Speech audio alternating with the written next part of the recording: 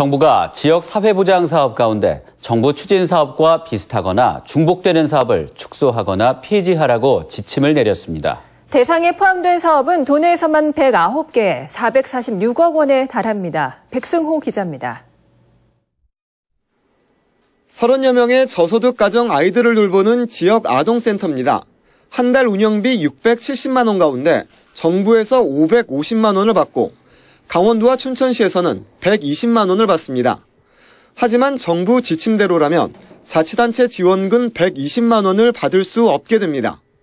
어린이들에 대한 프로그램이라든가 여러 가지 학습이라든가 또 강사비라든가 이런 모든 것들이 축소될 수밖에 없습니다. 장애인을 돌보는 활동 보조 사업도 정부와 자치단체 지원이 비슷합니다.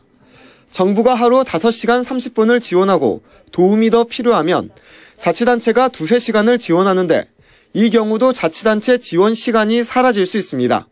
5시간 30분간만 사람으로 살고 나머지는 사람으로 살지 말라라고 하는 거나 마찬가지인데 이에 불편함을 호소하고 지자체에다 계속 요구를 해서 좀 더 추가적인 지원을 받고 있는데 강원도의 사회보장 사업 가운데 국비 추진 사업과 유사하거나 중복된 사업은 109개, 노인 기초연금과 중복되는 장수수당이나 노인 일자리 사업 등이 대표적입니다.